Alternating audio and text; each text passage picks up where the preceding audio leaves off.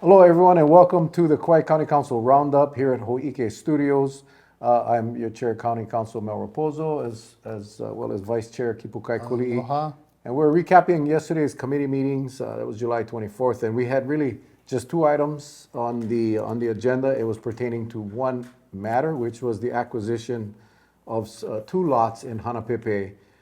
This was a recommendation from our Open Space Commission, which a portion of our real property tax collections every year automatically gets put into this account, and that funds are used to purchase open space, public access. And back in 2016, the Open Space Commission started to look at these two parcels, as the intent was to acquire these two parcels in Hanapepe right on Moe Road, pretty much across the street from and west of Wong's Restaurant.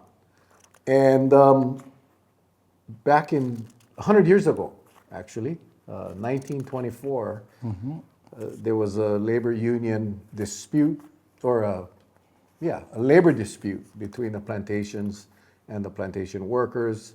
And what we now know as the Hanapepe Massacre occurred, which took the lives of several plantation workers as well as police officers.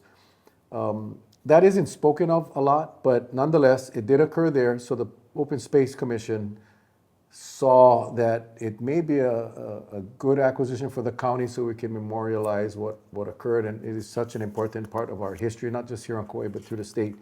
So we had funding bills yesterday, really to move money from the Open Space Fund into the fund that would eventually acquire. So that was what was on the agenda. We had some public testimony. It was great. And I did want to just highlight that we approved funds up to a little over $1.4 million. That was for two parcels of land that are sitting vacant right now. But only $165,000 would be new money that would be coming from our fund balance, or basically what is the surplus. The remaining $1.3 million is coming from a project that was originally approved for public space, our open space fund, but our Public Works Division was able to complete the project in-house without having to go out to bid, saving us that $1.3 million. So that money was already allocated. It's not general fund money. So that money's, in addition to the $165,000 that we added, will be sufficient for the acquisition of those two parcels. So I want to turn it over to Mr. Kualii. And the voters voted, right, for these monies to be put in this special fund specifically for open space acquisition. And the Open Space Commission have been working on it for years, and they have a prioritized list of properties to go after. Clearly, this is a prime property because it's right in the middle of Hanapepe, between the gym there, the Kauai cookies, Wong's across the street, and the Hongwanji. So it's great to have, it's not really large, but it's a great little park area right in the middle of town. And it's a significant area historically too. Way back in the day when the sugar plantations and the workers, the workers came from Japan and China and the Philippines and all over. This group of workers was predominantly Filipino workers. I think the Filipino wave of migrants that came to work in the plantations came after some of the Japanese and Chinese workers were already moving on, getting out of the plantation fields, starting businesses, and they went for more workers. But this was like way back in the 20s, and I mean, they worked for $1 a day back then, and their work days was 10 to 12 hours. So they were striking to double their pay to get $2 a day. And they were striking to bring the workday down from 10 to 12 hours a day to 8 hours a day. And they were also striking to give equal pay to the women as the men. They were doing the same jobs. Way before their time. Way before their time. It took a long time for the country to address those same issues. And, if not for that labor movement, who knows what would have happened. But I think the significance of this event, there were labor, I'll call it riots really across the state. Kauai was the last island that had these disagreements or these riots. Unfortunately, Kauai was the only island that suffered fatalities. So, but I think as it went through the chain of the islands, you know, the intensity got worse, and nothing was being accomplished. And if you think about what Kipukai just said, going from $1 to $2 a day, going from a 12-hour day to an 8-hour day, and I think you mentioned it was like slave labor, actually. Pretty much. Back then for these young men. This is long before the ILWU, the union that exists today. In fact, this is the start of it way back in the 20s. We did hear from people in the community, from Dorothy Kako Hayashi, who just lives up the road there on Moy Road in Hanapepe Heights. And she basically said she heard a little bit about it as a child, but it was kind of unspoken, you know, but that it was important, and that Shailene Ornelas, Randall Francisco, I think Shailene Ornelas was on the Open Space Committee from the very beginning when they started working on it in 2016.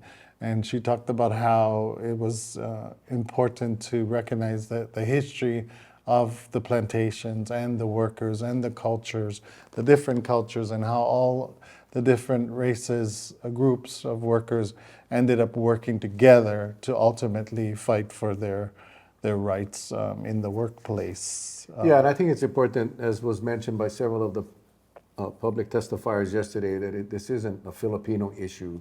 It's really an issue that impacted all races that were here at the time. And again, the significance of that event. We did receive testimony from a couple members of the public that didn't appreciate the name being called the Hanapepe Massacre, but that's what it is. Mm-hmm. That's not a name that we created. That was a name that this event became known as. And you know, as I said yesterday on the floor, history is not always good. It's not always pleasant, but we are not here to rewrite history. We're not here to change history. We're here to acknowledge history and perpetuate the significance of this event so that our locals and visitors alike, as they come through Hanapepe, or I just thinking of, even after the meeting was done last night, I was thinking how many of our children will be able to go to this site once the memorial is up, and once the nonprofits and the community takes over this project. The educational opportunities for our locals and visitors alike is just significant. So this is obviously a no-brainer for all of us on the council. Yeah, absolutely a significant part of Kauai's history, of Hawaii's history, and it memorializes that for the rest of time. Basically, how even the labor movement started here in Hawaii for workers' rights and all of that. And today we have, as a result, the ILWU Workers' Union. Yeah. Again, this was a committee vote. It'll go before the full council next week. I don't anticipate any difference on any changes. Again, it's fascinating. You know, I'm almost embarrassed to say that I had not heard about the Hanapepe Massacre until I was well in my adult age.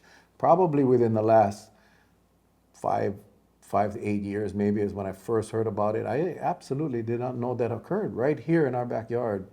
And the planning department provided us a very general overview, but specific enough, with enough detail to make you kind of understand what happened that day. Yeah. And it was beautiful old black and white pictures. They even had like telegram, the text from the telegrams, and it was live as like this history, was, you know. Yeah, as it was happening. The telegraph operators were sending out the telegraphs or telegrams out to the state or to the world, really, about what was happening. And if you read it, it's pretty fascinating. And I'm also encouraged now to go grab some of those the literature that they mentioned as references and go read up more on this, because I think it's very general and broad, but I think when you read the stories, the oral history that was transferred to writing, I think it's going to be quite fascinating. And as you had shared on the floor too, Chair, the majority of us had grown up in the plantation culture. My dad worked for the plantation for 35 years. I lived in Old Puhi Camp. And I think today we even just take for granted the whole idea of how we are truly a melting pot within the melting pot that is America. And this melting pot began when all these workers working side by side, struggling for the same, protections and rights, interconnected and shared food and shared culture and everything. So we take it for granted today, but it started way back when in the sugar fields, if you will, and in those camps. The plantation mentality, I think, is a good thing. Many will disagree, and I respect that. But I think as we were raised in that plantation mentality, my grandparents worked all plantation. I mean, we're all here. Anyone that was born here, more than likely, came from the plantation worker. My dad was, I think my grandpa was nice enough to not force my dad into the plantation work. So it ended with my grandpa, but both grandpas was plantation workers. And Well, it's hard work, and I know for sure, like all our parents, they were like, we want our kids to do better than we did. Yeah. So, sent us off to thank you, school Grandpa, and everything. for ending it. But yeah, agriculture, that whole plantation mentality is such a big part of the way we live today. The desire to be able to share and work together. So yeah, good stuff. So next Wednesday is the final vote. I encourage all of you folks, if you want to really hear from the public, tune in to our obviously on Hawaii, Channel 53, you can watch the meetings, but you can go to our website at www.kauai.gov and hit the webcast meeting button, and you can watch any of our meetings. Look up the July 24th committee meeting. It was the only item on the agenda, so you don't have to search too far. And very interesting dialogue from the public as well as from And they are planning the 100-year centennial, the anniversary. And although they won't be already, the memorial may not be built and in place, they're going to do it on the site there. So September 9th this year, there in the middle of Hanapepe. Yeah, and I would encourage everyone to show up, because I think the stories that will be told that day by the Hanapepe people. Councilmember Kagawa shared some of his experiences growing up in Hanapepe as a youth, as a child, and really brought back some really powerful memories for most of us. But you'll hear much more of that at that event on September 9th. Details to follow, but it'll be awesome. Yeah. Awesome. Also, folks, don't forget to vote, all right? Guys, ballots are out, primary election coming up. Doesn't really matter who you vote for. The main thing is that you vote, all right, guys? We want to make sure we get a good turnout. 48% or whatever it is unacceptable. No. Come on, guys, let's boost that up to 80%. Saturday, 85. August 10th. Yeah, just go get it done. Vote by mail, it's easy. People are dropping off their ballots now. Yeah, so simple. So again, I want to thank Hawaii. Roger here, our cameraman, our light guy. This is a phenomenal studio, folks. If you don't know what Hawaii is, or if you have never been to the station or the studio on Rice Street, stop by. Visit hawaii.org. They got a ton of programs now. They're kind of really changed the whole direction of this place. It's a fabulous resource for the community. Hawaii.org.